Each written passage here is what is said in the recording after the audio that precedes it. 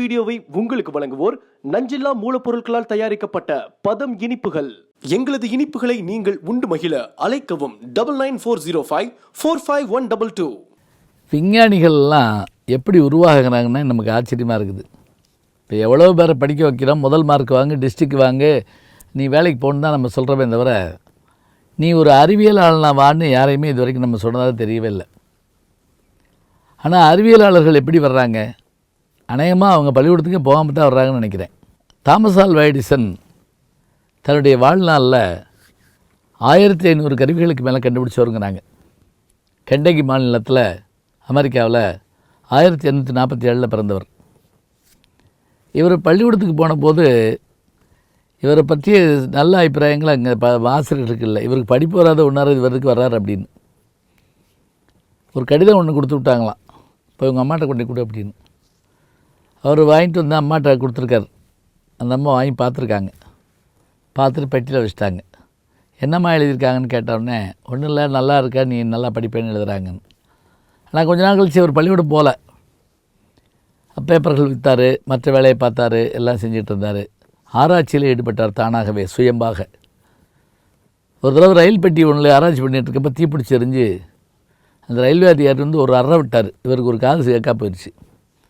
இப்போ நம்ம சொல்கிறோம்ல, எனக்கு மாத்திரம் அப்படி இருந்திருந்தா நான் வந்து இப்படி நல்லா இருப்பேன், இப்படி இருந்ததுனா நல்லா இருப்பேன், என்னை கொண்டு போய்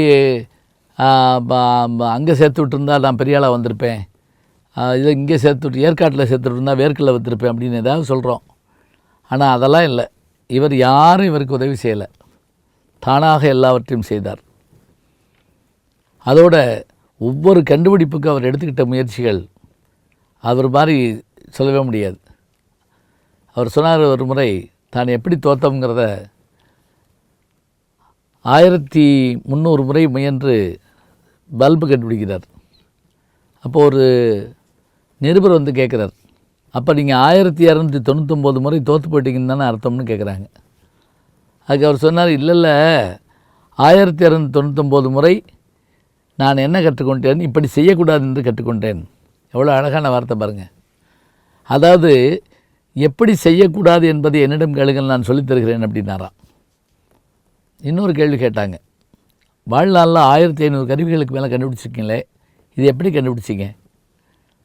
இப்போ கண்டுபிடிக்கிறதுங்கிறது 2 விஷயம் வச்சுக்கோங்க. இன்வென்ஷன் என்பது வேறு, டிஸ்கவரி என்பது வேறு. இப்போ அமெரிக்கா இருந்தது, ஆனால் நம்ம பார்க்கலை, கண்டுபிடிச்சி கொடுத்தது கொலம்பஸ். மின்சார பல்பு இல்லை, உருவாக்கி கொடுத்தது தாமஸ் ஆல்வா எடிசன்.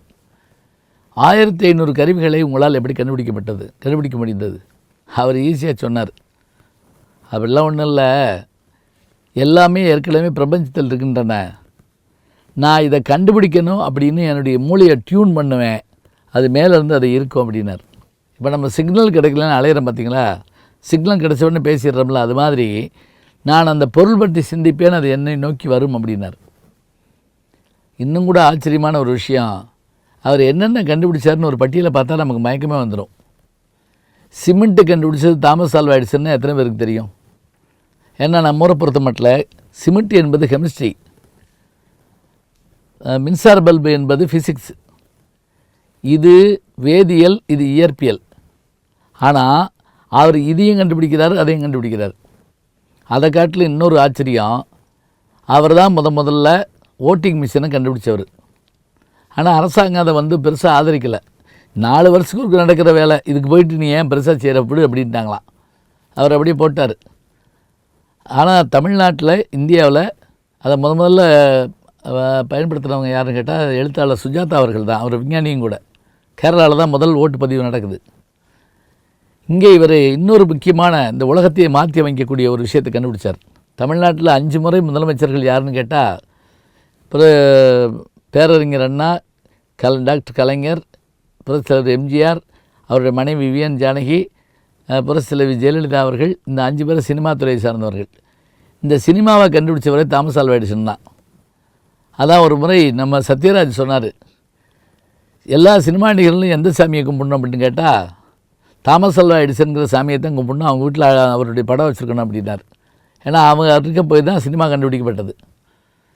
அவர் தான் சினிமாட்டோகிராஃபிங்கிற இதை இவரும் லூமியர் பிரதர்ஸ் என்கின்ற 2 பேரும் கண்டுபிடிச்சாங்க. நான் அமெரிக்காவில் எடிசன்கிற ஒரு ஊருக்கு போயிருந்தேன், நியூ ஜெர்சிக்கும் நியூயார்க்குக்கும் இடையில்.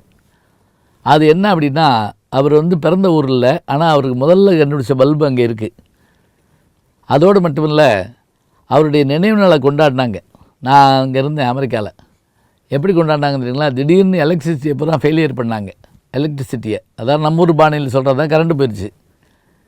திரும்ப கரண்ட் வந்த உடனே அந்த டிவி ஸ்க்ரீனில் போடுறான், இப்படித்தான் இருண்டு கிடந்தது உலகம். தாமஸ் ஆல்வா எடிசன் தோன்றினார், மின்சார பல்பை கண்டுபிடித்தார், உலகம் ஒளிமயமானது. அவருக்கு நம்முடைய நினைவஞ்சலி. எவ்வளோ அழகாக போடுறான் பார்த்தீங்களா? இப்போ மனிதகுல வரலாற்றில் இத்தனை பெரிய சாதனைகளை செய்த ஒரு மனிதர் இவர் தான்.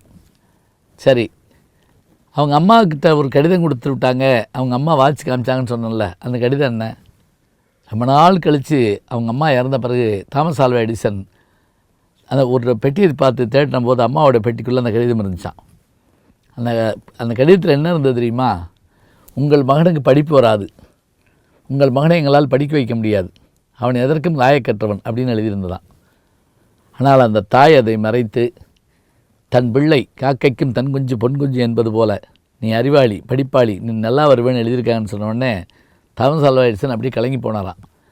அன்றைக்கு அதே கடிதத்தை அவர்கள் சொன்னபடி அவர் வாசிச்சிருந்தால் அவர் ஒருவேளை வாழ்க்கையில் முன்னுக்கு வராமல் போயிருக்கலாம். ஆனால் அந்த தாய் தன் பிள்ளையை முன்னுக்கு கொண்டு வர வேண்டும் என்பதற்காக கல்வி நிறுவனங்கள் மறுத்த போதும் கூட பிள்ளையின் மீது நம்பிக்கை வைத்தார்.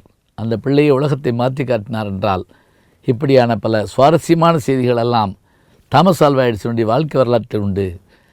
அவர் கண்டுபிடித்ததை மட்டுமில்லை, அவர் வரலாற்றையும் படித்து பாருங்கள். பயனுள்ள தகவல்களை அதன் மூலம் அறிந்து கொள்ளலாம். தமிழ் சினிமா பேச ஆரம்பித்த பிறகு வசனத்துக்கு தான் முதல்ல மதிப்பு அதிகம் இருந்தது. அதுக்கு முன்னதாக சொல்கிறதா இருந்தால் பாடல்களுக்கு 1931 தான் முதல் சினிமா பேசுது. அதாவது காளிதாஸ் அப்படிங்கிற படம். அதில் 40-50 பாட்டு இருந்ததாக நம்ம அந்த வரலாற்றில் பார்க்குறோம். குறிப்புகள் பற்றி எழுதுகிறாங்க. அரந்தை நாராயணன் வந்து தமிழ் சினிமாவின் கதையில் அதை பற்றி குறிப்பிட்றாரு. அதே மாதிரி பாடல்கள் அதிகமாக இருந்தது, கொஞ்சம் கொஞ்சமாக குறைஞ்சிக்கிட்டே வந்து பாட்டே இல்லாத படம்லாம் வந்துச்சு. அந்த நாள்னு ஒரு படம். அப்புறம் வசனங்கள் அதிகமாச்சு. அப்புறம் பேச்சே இல்லாத ஒரு படம் வந்துச்சு, பேசும் படம்னு. இதெல்லாம் நம்ம பார்த்துட்டு வர்றோம் இந்த வரலாற்றில். இப்போ இந்த வசனங்கள் எழுதுகிற போது தமிழ் திரையுலகில் வசனகர்த்தாக்களில் ரொம்ப புகழ்பெற்றவர் யாருன்னு கேட்டிங்கன்னா இளங்கோவன் ஒருத்தர். இளங்கோவன் தான் அந்த காலத்து கண்ணகி எழுதினவர். அவருடைய வசனம் வந்து அவருடைய வசனத்துக்காகவே படங்கள் ஓட முடியுமாங்க. அதே போல் ஆரூர்தாஸ், இன்னும் அவருடைய குருநாதர் தஞ்சை ராமையாதாஸ், இவங்கெல்லாம் வசனம் பாடல்கள்லாம் எழுதக்கூடியவங்க. இப்படியான அந்த வசனகர்த்தாக்களில் ரொம்ப குறிப்பிடத்தகுந்தவர் வந்து பேரறிஞர் அண்ணா அவர்கள், கலைஞர் கருணாநிதி அவர்கள். அதே மாதிரி முரசொலிமாறன் கூட ஒரு படத்துக்கு வசனம் எழுதியிருக்கிறாரு. திராவிட இயக்கத்தை சேர்ந்த பல பேரும் எழுதியிருக்கிறாங்க. இதில் 1913 பிறந்து 1987 நம்மை விட்டு மறைந்த சக்தி கிருஷ்ணசாமி அவர்கள். சக்தி கிருஷ்ணசாமி அவர்களுடைய வசனத்துக்கு ஈடாக ஒன்றை சொல்ல முடியாதுன்னு நம்ம சொல்லலாம். என்ன அதுக்கு காரணம் அப்படின்னு கேட்டால், இப்போ எப்படி பராசக்தி படம் வந்து கோர்ட்டு சீனுக்காக ஓடிச்சுன்னு சொல்கிறோமோ, அது மாதிரி அந்த காலத்தில் யாராவது சினிமாவுக்கு போய் சான்ஸ் கேட்குறதா இருந்தால் ஒன்று பராசக்தி வசனம் பேசுவாங்க, அல்லது வீரபாண்டிய கட்டபொம்மன் வசனம் பேசுவாங்க. அந்த வீரபாண்டிய கட்டபொம்மன் அப்படிங்கிற அந்த படமாகிறதுக்கு முன்னாடி அதை நாடகமாக எழுதி சக்தி நாடக சபான்னு வச்சு அதை நடத்திட்டு இருந்தவர் யாருன்னு கேட்டால் நம்ம சக்தி கிருஷ்ணசாமி தான். அதனால தான் அவருக்கு பேர் வந்து சக்தி கிருஷ்ணசாமிங்கிற பேரே நினச்சது. அந்த நாடக சபாவில் தான் சிவாஜி கணேசன் முதற்கொண்டு பெரிய பெரிய இவங்கள்லாம், நம்பியார், எம்என் ராஜம் போல் பெரிய பெரிய நடிகர்கள்லாம் அந்த நாடக மண்ணில் இருந்தவங்க. இவருடைய வீரபாண்டிய கட்டபொம்மன் நாடகம் வந்து மாப்போசி அவர்கள் எழுதின அந்த அடிப்படை வரலாறை வச்சு, கட்டபொம்மனை பற்றிய வரலாறை வச்சு எழுதப்பட்டது. இது நாடகமாக நடிக்கப்பட்ட போது ரொம்ப புகழ் இருந்ததுனால அதை அப்படியே எடுத்து பிஆர் பந்துல் அவர்கள் படமாக்கினார். அப்போ சிவாஜி அதில் நடித்தார். முதல் அயல்நாட்டு விருது பெற்ற படம், கெய்ரோ விருது பெற்ற படம் அந்த படம் தான் அப்படிம்பாங்க. அந்த கெய்ரோவில் போய் விருது வாங்கினாங்க. அப்போ நாசர்னு இருந்தார் அவர்கிட்ட போய் வாங்கினப்போ சிவாஜி கணேசன் அவர்கள், அதுக்கு இசையமைச்சர் ஜி ராமநாதன் அவர்கள், அதே போல் பிஆர் பந்துல் அவர்கள், இவங்கெல்லாம் போயிட்டு வந்தாங்க. சக்தி கிருஷ்ணசாமி வந்து அந்த படத்தினுடைய வெற்றிக்கு காரணம் மட்டும் இல்லை, இது ஆடியோவாகவும் வெளியிருந்த அந்த காலத்தில் ஒளிப்படை, அதாவது ஒளி சித்திரம்பாங்க, அதிகமாக விற்பனையானது இதுதான். பாட்டு புஸ்தகம் மாதிரி வசன புஸ்தகம் நிறைய விற்றது. இவர் சிவாஜிக்கு தங்கச்சுரங்கம்னு ஒரு படம் இது பண்ணியிருக்காரு, பொண்ணு ஊஞ்சல்னு ஒரு படம் எழுதியிருக்காரு.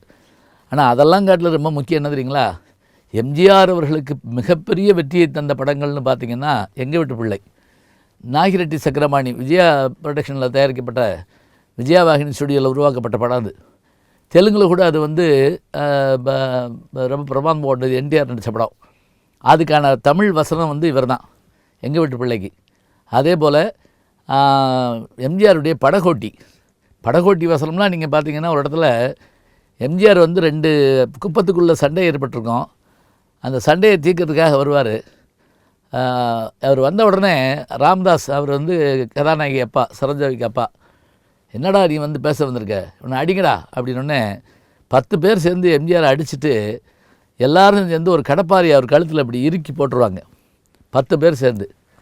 இப்போ அவர் என்ன பண்ணுவார்னா, தான் ஒரு ஆளாக அந்த கடப்பாரியை அப்படி எடுத்துகிட்டு இப்படி கீழே தூக்கி போட்டு ஒரு வார்த்தை சொல்லுவார், சமாதானம் பேச வர்றவங்களாம் கோழையும் கிடையாது, எல்லோரும் சேர்ந்து அடிக்கிறதுனால இங்கே வீரனும் கிடையாது, நான் வந்து சமாதானம் பேச வந்தது வலிமை இல்லாமல் இல்லை அப்படின்னு அந்த 10 பேர் வளைச்சி போட்டதை இந்த ஒத்தாள் அப்படி வளைச்சி எடுத்து காமிக்காரு பாருங்க. அப்படியான ஒரு ஆச்சரியம் இருக்கும். பணக்கார குடும்பம்னு ஒரு படம் வந்தது, ராமண்ணாவுடைய படம், டிஆர் ராமண்ணா. அதே மாதிரி பறக்கும் பாவைன்னு ஒரு படம் எம்ஜிஆர் அவர்களுக்கு. இப்போ இது இப்படியான எல்லா வெற்றி படங்களுக்கும் அடிப்படையாக வசனம் எழுதுவது சக்தி கிருஷ்ணசாமி அவர்கள் தான். வெளியில் வர்றபோது அதை சொல்லிக்கிட்டே வருவாங்க. அதுவும் எங்கள் வீட்டு பிள்ளைகளெல்லாம் எம்ஜிஆருக்கு நம்பியாருக்கும் இடையில் பேசுகிற வசனம் இருக்குது பாருங்க, அடையப்பா அவ்வளோ அருமையாக இருக்கும். ஆக வசனத்தால் பேர் பெற்ற சக்தி கிருஷ்ணசாமி அவர்கள் தமிழ் திரையுலகினுடைய வரலாற்றில் மறக்க முடியாத ஒரு பெரிய வசனகர்த்தா. அவருடைய அந்த படைப்புகளெல்லாம் தொகுக்கப்பட்டால் ரொம்ப நல்லது. இப்போ நம்ம பேசிக்கிட்டே இருக்கோம், பதிவு செய்ய வேண்டுமென்றால் ஆடியோவாக கொண்டு வரணும். என் நண்பர் கமலஹாசன் அவர்கள்ட்ட கூட நான் ஒரு முறை சொன்னேன், பாஞ்சாலி சபதத்தை ஒலி வடிவாக பண்ணியிருந்தால் நல்லா இருக்குமே அப்படின்னு. அவரே சொன்னார், அப்படி தான் நினச்சோம், எம்என் ராஜம், ஐயா சிவாஜி, நான் எல்லாம் சேர்ந்து பண்ணணும்னு நினச்சோம், ஆனால் ஆடியோவை பண்ண முடியல அப்படின்னார். இதெல்லாம் பண்ணி வச்சா நல்லது. இந்த வசனங்களையெல்லாம் நீங்கள் திரும்ப கேட்டு பாருங்கள். அதுவும் வானம் பொழிகிறது பூமி விளைகிறது உனக்கேன் தர வேண்டும் வரை, நீ வயலுக்கு வந்தாயா, நாற்று நட்டாயா, களைபறித்தாயா, அங்கு கஞ்சி கொண்டு ஒரு எம்குல பெண்களுக்கு மஞ்சள் அரைத்து கொடுத்தாயா, மாமனா மச்சானா மானம் கட்டவனேன்னு கேட்குறப்ப வசனத்தினால தியேட்டரில் கைதட்டு வாங்க முடியும்னு சொன்னால் அது சிவாஜியால் மட்டுமில்லை, சக்தி கிருஷ்ணசாமியாலையும் தான் என்பதையும் நாம் தெரிந்து கொள்ளணும். மிகச்சிறந்த வசனகர்த்தா சக்தி கிருஷ்ணசாமி. இன்றைக்கு திரைப்படக் கல்லூரிகளில் பாடமாக வைக்க வேண்டுமென்றால் இவருடைய வசனங்களை பாடமாக வைக்கலாம். வணக்கம். பொதுவாக எழுத்தாளர்கள் அப்படின்னு சொன்ன உடனே நம்ம நாட்டில் ஒரு கேள்வி கேட்போம். எப்படி அப்படின்னா, சரிங்க எழுத்தாளர் சரி, சாப்பாட்டுக்கு என்ன பண்ணுறீங்க அப்படின்னு ஒரு கேள்வி கேட்போம். எல்லாரும் சொல்ல முடியுமா? பாரதி மாதிரி எமக்கு தொழில் கவிதை, நாற்றுக்குழைத்தல், இமைப்பொழுதும் சோறாதிருத்தல். அது மட்டும் இல்லை, எழுத்தும் தெய்வம் எழுதுகோளும் தெய்வம் நாம் பாரதி. எழுத்தாளர்கள் இந்த நாட்டின் முதுகெலும்பு அப்படிமார் கல்யாண பிரஸில் தங்கவேலு ஒரு படத்தில். இவ்வளவு ஏன் சொல்கிறோம்? இந்த எழுத்தாளர்களுக்கான அங்கீகாரம் என்ன? உள்ளூரில் அங்கீகாரம் உண்டா, உலகம் முழுவதும் அங்கீகாரம் உண்டா, அப்படிலாம் ஒரு கேள்வி கேட்குறோம். இந்த கேள்விக்கான விடை என்ன அப்படின்னா, 1954 இந்திய எழுத்தாளர்களை கௌரவிக்கும் பொருட்டாக பண்டித ஜவஹர்லால் நேரு அவர்கள், அவரே சிறந்த படைப்பாளி எழுத்தாளர், அவர் ஒரு பெரிய அறிஞர் குழுவை வச்சு ஒரு அமைப்பை உருவாக்குறார். அதுதான் சாகித்ய அகாடமி. இந்த சாகித்ய அகாடமி அமைக்கப்பட்ட ஆண்டு, தொடங்கப்பட்ட ஆண்டு 1954. மிகச்சிறந்த கவிதை, சிறுகதை, புதினம், நாவல், கட்டுரைகள், வாழ்நாள் சாதனையாளர் விருது என்று பல்வகையிலும் சிறந்தவற்றை தேர்ந்தெடுத்து அவர்களுக்கு விருது கொடுக்கறது தான் சாகித்ய அகாடமியினுடைய நோக்கமாக அமைந்தது. அதன்படி 1955 முதல்ல சாகித்ய அகாடமி தமிழுக்கு யார் கொடுக்கப்பட்டது அப்படின்னா, சொல்லின் செல்வர் என்று அழைக்கப்படுகின்ற ராபி சேதுப்பிள்ளை அவருடைய அவர் படைப்புக்கு தான் தமிழ் இன்பம் என்ற படைப்புக்கு தான் முதல்ல கொடுக்கப்பட்டது. 55 தொடங்கி 2018 வரைக்கும் பார்த்திங்கன்னா எத்தனையோ படைப்பாளிகள் வாங்கியிருக்கிறாங்க. இந்த ஆண்டு நமக்கு சாகித்ய அகாடமி விருது பெற்றவர் யாருன்னா எஸ்ரா அவர்கள், எஸ் ராமகிருஷ்ணன் அவர்களுடைய சஞ்சாரம் என்ற நாவல். அது நாவல்னு சொல்ல முடியாது, சிறு சிறு கட்டுரைகளுடைய தொகுப்புகளாக அது இருக்குது. இப்போ நமக்கு என்ன பெருமை அப்படின்னா, சாகித்ய அகாடமி விருது பெறுற போது அது எழுத்தாளருக்கு கிடைக்கிற மரியாதை ₹1,00,000 பணம். முதல்ல 5,000 கொடுக்கப்பட்டது, பிறகு 10,000 கொடுக்கப்பட்டது, பிறகு 25,000 கொடுக்கப்பட்டது, இப்போ ₹1,00,000 கொடுக்குறாங்க. கீவாஜா அவர்கள் வாங்கியிருக்கிறாரு, பாரதிதாசன் அவர்கள் கிடச்சிருக்குது, கண்ணதாசன் அவர்கள் அதை பெற்றிருக்கிறாங்க. அதே போல் நம்முடைய கவிப்பேரரசு வைரமுத்து அவர்கள் அவருடைய கள்ளிக்காட்டு இதிகாசம் அதுக்கு சாகித்ய அகாடமி கிடச்சிருக்குது. சு வெங்கடேசன் அவர்களுடைய காவல் கோட்டம் அப்படிங்கிற அந்த நாவல் முதல் நாவலுக்கு அவருக்கு விருது கிடச்சிருக்குது. இந்த மாதிரி ஒரு நல்ல அங்கீகாரம் நமக்கு கிடைக்கிறதுங்கிறது ஒரு பெரிய ஒன்று. எழுத்தாளர்கள் போற்றப்படுகிற நாடு மிகச்சிறப்பாக இருக்கும். வாசிக்கிற மக்களும் வாசிப்பை நேசிக்கிற மக்களும் எப்போதும் நல்ல சிந்தனையாளர்கள் இருப்பார்கள். இவர்களெல்லாம் ஊக்குவிக்கும் பொருட்டு தான் தொடங்கப்பட்டது சாகித்ய அகாடமி. சில நாட்களுக்கு முன்பாக கௌரவம்பால் அப்படிங்கிற ஒரு பெண்மணி இறந்து போனதாக நம்ம பத்திரிக்கையில் பார்த்தோம். எல்லாரும் கூட வருத்தம் தெரிவிச்சிருந்தாங்க. அவங்க யார் அப்படின்னா, தமிழ் திரையுலகில் குறுகிய காலமே இருந்து, நல்லா சொன்னால் 8 ஆண்டுகள் மட்டுமே அவர் கவிஞராக இருந்தார் தமிழ் திரையுலகில். அதுக்கு முதலே அவர் கவிதை பாடினவர் தான். 29 வயதில் வந்து 29 வயதில் மறைந்து போன பட்டுக்கோட்டை கல்யாண சுந்தரம் அவர்களுடைய துணைவியார் தான் கௌரவம்பால். சமீபத்தில் தான் அவங்க தவறி போனாங்க. அதுக்கு எல்லோரும் தங்களுடைய அந்த வருத்தத்தை தெரிவிச்சிருந்தாங்க. இவர்களுக்கு ஒரே மகன். அவர் பிறந்த ஆண்டு தான் அவருடைய தந்தையார் இறந்து போனார். சரி, பட்டுக்கோட்டை கல்யாண சுந்தரத்தை பார்ப்போம். இவருடைய பிறந்த ஊர் எது அப்படின்னா, இப்போ பட்டுக்கோட்டை அப்படின்னு சொன்னாலுமே உண்மையிலே பட்டுக்கோட்டை இல்லைங்க, பக்கத்தில் செங்கப்படுத்தான் காடு. இப்போ கண்ணதாசன் காரைக்குடிக்கணும், காரைக்குடி இல்லை, அதுக்கு பக்கத்தில் இருக்கக்கூடிய சிறுகுடல்பட்டி. அதே மாதிரி உடுமலை நாராயணகவிங்கிறோம், உடுமலைப்பேட்டை இல்லை, அவர் ஊர் பக்கத்தில் இருக்கக்கூடிய பூளவாடி. இதெல்லாம் அந்த பக்கத்தில் இருக்கிறதுனால அந்த ஊர் பேர் சொல்லாமல் விட்டுறாங்க. இந்த செங்கப்படுத்தான் காடில் 1930 பிறந்தவர் தான் நம்முடைய கல்யாண சுந்தரம் அவர்கள். தாயார் பேர் விசாலாட்சி அம்மாள். எனக்கு ஒரு மகிழ்ச்சி என்ன அப்படின்னா, கண்ணதாசனுடைய தாயார் பேரும் விசாலாட்சி அம்மாள், பட்டுக்கோட்டினுடைய தாயார் பேரும் விசாலாட்சி அம்மாள், என்னுடைய தாயார் பேரும் விசாலாட்சி அம்மாள். சரி, ஒரு மகிழ்ச்சிக்காக சொல்கிறேன். இது இவருடைய அண்ணன் கணபதி சுந்தரம், அவரும் நல்ல கவிஞர். இவங்க கூட பிறந்தவங்க ஒரு பெண்மணி, அவங்க பேர் வேதாம்பாள். இவர் ஏழை குடும்பம்தான், ஆனால் சிறு வயதிலேயே பாடுறதுக்கான ஒரு ஆற்றல் கிடைச்சது. வாலி ஒரு முறை நானும் இந்த நூற்றாண்டும் அப்படிங்கிற தன்னுடைய வாழ்க்கை வரலாற்றில் ஒரு அருமையான செய்தி எழுதியிருந்தாருங்க. என்னன்னு பார்த்தா, அவர் திரை வாய்ப்பு தேடி ஸ்ரீரங்கத்திலேருந்து வந்து யார் வீட்டில் தங்கிட்டு இருக்கிறாருன்னா, வீடு கூட கிடையாது, நடிகர் வி கோபாலகிருஷ்ணனுடைய அறையில் தங்கியிருப்பாராம். நாகேஷ் அவரெல்லாம் தங்கியிருப்பாங்களாம். அப்போ ஒவ்வொருத்தரும் சினிமா சான்ஸ் தேடிக்கிட்டே இருப்பாங்களாம். நல்லா சொன்னால் வி கோபாலகிருஷ்ணன் தாங்க இவரையும் கூப்பிட்டு போய் அறிமுகப்படுத்தினா, அவரையும் அறிமுகப்படுத்தினவர். அப்போ இந்த கணபதி சுந்தரம், பட்டுக்கோட்டை கல்யாண சுந்தரோட அண்ணன் வந்து பையை வச்சுட்டு அவரும் போயிடுவாராம் வாய்ப்பு தேடி. ஒரு நாள் அந்த பையில் வந்து ஒரு நோட்டை எடுத்திருக்காரு யார், வாலி. அதில் ஒரு கவிதை வரியை பார்த்து ஆச்சரியப்பட்டு போனாராம். என்ன அப்படின்னு பார்த்தீங்கன்னா, அந்த கல்லில் மீசை வச்சா இப்படி வச்சு மீசையை வச்சு அப்படி முறுக்கி விட்டு அதில் காசு வைப்பாங்க, எலுமிச்சம்பழம் வைப்பாங்க. அதை வச்சு ஒரு பாட்டு எழுதியிருக்காரு. ஆம்பளை கடையால் அந்த காலத்தில் மீசை 50 பைசா நிற்கிற மாதிரி மீசை வச்சான், அவன் தோசை விற்கிற பொம்பளை மேலே ஆசை வச்சான். இதை பார்த்தோன்னே வாலி ஆச்சரியப்பட்டு போனாரா, யார் இந்த கவிஞர் அப்படின்ட்டு. அவங்க அண்ணன் வந்தவொடனே கேட்டாராம், என் தம்பிங்க கல்யாண சுந்தரம்னு பேர், பாட்டு எழுதிக்கிட்டு இருப்பான்.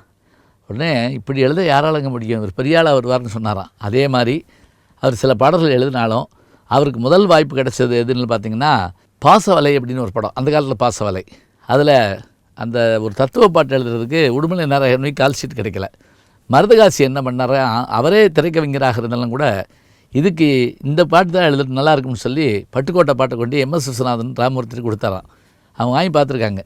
குட்டியாடு தப்பு வந்தால் குள்ளநெறிக்கு சொந்தம், குள்ளநெறி தப்பி வந்தால் குறவனுக்கு சொந்தம், தட்டுக்கட்ட மனிதர்களில் பட்டதெல்லாம் சொந்தம், சட்டப்படி பார்க்க போனால் 8 அடி தான் சொந்தம், உனக்கு அது சொந்தம், எனக்கு அது சொந்தம், உலகத்துக்கு இது தான் சொந்தமாடா.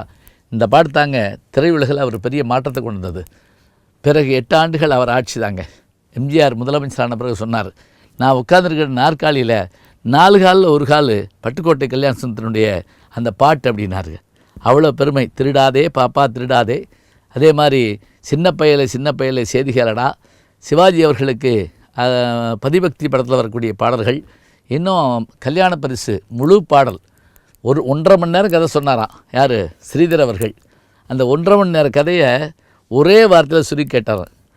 காதலிலே தோல்வியுற்றால் கன்னி உறுத்தி, கலங்குகின்றால் அவனை நெஞ்சில் நிறுத்தி. இவ்வளோ கதை அப்படின்னோடனே ஸ்ரீதர், அட பாவி 1.5 மணி நேரம் நான் கதை சொன்னேன், ஒரே வரியில் முடிச்சு காமிச்சிட்டா அப்படின்னாராம். எவ்வளோ அழகான விஷயம் பாருங்கள். நிறைவாக சொல்கிறதா இருந்தால் அவரை பற்றி 1 மணி நேரம் பேசணும். அவர் இறந்த போதுங்க பண்டரிபாய் அற்புதமான நடிகை, அவங்க அவருடைய காலடியில் பணத்தை வச்சுட்டு கண்ணீர் விட்டு கதறினாங்களாம். இந்த பாட்டுக்கு எனக்கு எழுதி கொடுத்துட்டேன், ஆனால் அது நான் இது பண்ணுறதுக்குள்ள படப்பிடிப்பு நடக்கிறதுல போயிட்டேப்பா. தானா எவனும் கெடமாட்டான், தடிக்கி விடாமல் விடமாட்டான், போனால் எவரும் வரமாட்டான், இதை புரிஞ்சுக்கிட்டவன் அழமாட்டான். பாருங்கள், கவிதை வரிகளை எப்படி சொல்லணுங்கிறதுக்கு கடவுளை பற்றியும் எழுதியிருக்காருங்க. தில்லை எம்பள நடராசாங்கிற பாட்டு இவர் எழுதியிருந்தாங்க. இன்னும் சொல்லிக்கிட்டே இருக்கலாம். எம்ஜிஆருக்கு, சிவாஜிக்கு, சந்திரபாபுக்கு, இலங்கை நகரத்திலே இன்பவள்ளி நீ இருந்தால் இந்து மகா சமுத்திரத்தை இங்கிருந்தே தாண்டிடுவேன் அப்படிம்பார். ஒரே வரியில் எத்தனை ஈனா பாருங்கள். இலங்கை நகரத்தில் இன்பவள்ளி நீ இருந்தால் இந்து மகா சமுத்திரத்தை இங்கிருந்தே தாண்டி, உனக்காக எல்லாம் உனக்காக எழுதுனது அவர் தாங்க. அப்படியான ஒரு கவிஞர். இத்தனை பெரிய விஷயத்தை அவரால் சொல்ல முடியுதுன்னா, காலம் விரைவில் எழுதி கொண்டது. பாரதி 39 என்றால் பட்டுக்கோட்டை 29. இருந்தாலும் அவர் 2000 ஆண்டுகளுக்கு நிற்கின்ற அளவிற்கான செய்திகளை தன்னுடைய 8 ஆண்டு கால சாதனையில் முடித்திருக்கிறார். 21 தொழில்களை செய்த பெருமை இவருக்குத்தான் உண்டு. இன்றைக்கி தொலைக்காட்சிகள், அதே மாதிரி நெட்ஃப்ளிக்ஸு, குறும்படங்கள், திரைப்படம் என்று எத்தனையோ வந்தாலும் வானொலிக்கு ஈடாக ஒன்றை சொல்ல முடியாது அப்படின்னு ஒரு கருத்து நிலவிக்கிட்டே இருக்குது. இன்னும் சொல்லப்போனால் ஹாம் ரேடியோ அப்படின்னு ஒரு குழுவினர் இயங்குகிறாங்க. அவங்க எது வந்தாலும் அதை பற்றி கவலைப்படாமல், அந்த ஹாம் ரேடியோவில் முகம் தெரியாது, ஆனால் அலைவரிசை மூலமாக உலக நாடுகள்லாம் தொடர்பு கொள்ளலாம். மதுரையில் முதல் உலகப் போர் தொடங்கிருச்சுங்கிற விஷயத்தையே இங்கே இருக்கக்கூடிய செயின்ட் மேரிஸ் பள்ளியினுடைய பாதிரியாராக இருந்த ஒருவர் ஹாம் ரேடியோ மூலம்தான் முதல்ல அறிவிக்கிறார் அப்படிங்கிறாங்க. அது ஒரு அபூர்வமான செய்தி அது. சரி, இந்த ஹாம் ரேடியோ மாதிரி இதற்கு முன்னாடி இருந்தது என்ன அப்படின்னா, அதற்கு முன்பாக மின்காந்த அலைகளை மூலமாக ஒலியை அனுப்ப முடியுமா அப்படின்னு ஒரு கேள்வி எழுந்தது. இதுக்கு பலர் முயன்றார்கள்.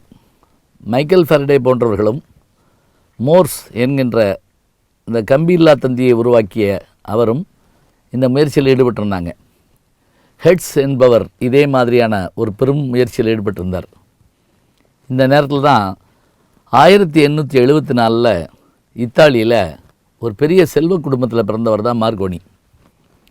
வழக்கமாக கண்டுபிடிப்பாளர்கள்லாம் சொல்கிற போது அவங்க ஏழை குடும்பத்தில் பிறந்தாங்க, வறுமையே அவர்களுக்கு துணையாக இருந்ததுன்னு நம்ம படிச்சுட்டே வருவோம். ஆனால் அதை மாற்றி அமைத்த பெருமை உலகத்தில் ஒரு 3-4 பேருக்கு உண்டு. உதாரணமாக சார்லஸ் டார்வின், அவருடைய அப்பா இங்கிலாந்திலே பெரிய கோடீஸ்வரர்.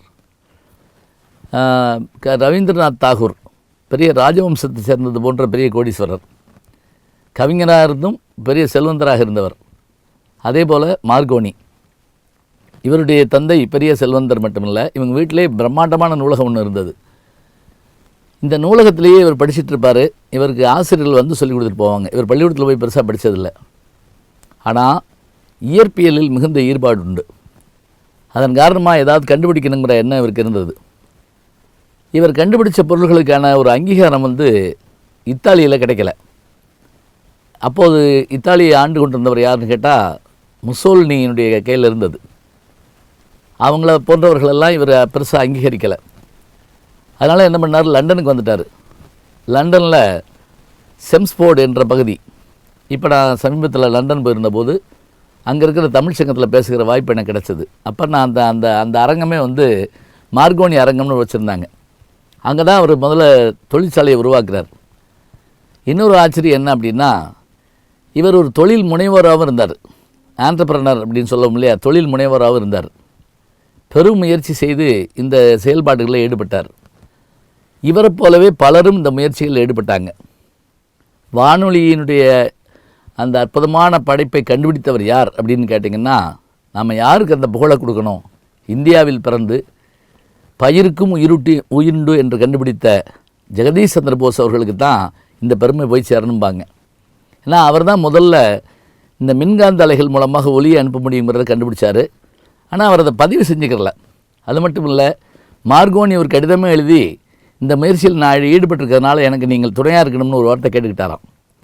இது எங்கே நீங்கள் பார்க்கலாம் அப்படின்னா, 1896 லண்டன்லேருந்து வெளிவந்த ஒரு பத்திரிகை ஜெகதீஷ் சந்திர போஸ் கண்டுபிடித்த செய்தி பற்றிய கட்டுரை வெளியிட்டிருக்குது. அதோடு மட்டுமில்லை, இது எதுக்காக முதல்ல கண்டுபிடிக்கப்பட்டதுன்னா, கடலில் போகிற கப்பல், படகுகள் இவற்றுக்கிடையே ஏதாவது ஆபத்து நேர்ந்தால் முதல்ல சொல்கிறதுக்காக தான் இது ஏற்பாடு பண்ணாங்க. அதில் மோர்ஸ் செய்து காட்டிய ஒரு ஆச்சரியம் என்ன அப்படின்னா, 14 கிலோமீட்டர் நாட்டிக்கல் தூரம்பாங்க. அவ்வளோ தூரத்தில் போன கப்பலில் நீங்கள் தயாரா, ஆர் யூ ரெடி அப்படிங்கிற வார்த்தையை தான் முதல்ல இவர் இங்கேருந்து அந்த இதில் சொல்கிறாரு. அது உடனே கேட்குது, எல்லாரும் ஆச்சரியப்படுறாங்க. பின்னாடி அதைத்தான் மார்கோனி தன்னுடைய கடும் முயற்சியினால் வானொலியாக மாற்றி காட்டுறார். ஆனால் அப்போவும் இவருக்கான பெரிய வாய்ப்பு இல்லை. உடனே எங்கே போனார்னா அமெரிக்காவுக்கு போனார். அமெரிக்காவில் படகு போட்டி நடந்தது. அந்த படகு போட்டியினுடைய இதில் என்ன பண்ணார், ஒரு கப்பலில் வானொலி இதை கட்டி இவர் அந்த போட்டி முடிவுகளை மிக விரைவாக அறிவித்ததுடனே அமெரிக்கா வானொலியினுடைய அந்த முக்கியத்துவத்தை உணர்ந்து கொண்டது. பிறகு இவருக்கு புகழ் கிடைக்க ஆரம்பித்தது. இத்தாலி மீண்டும் இவரை அழைச்சி இவருக்கு வேண்டிய வசதிகள்லாம் செஞ்சு கொடுத்தாங்க. அதோடு மட்டும் இல்லை, 1909 இவருக்கான நோபல் பரிசு கிடைத்தது.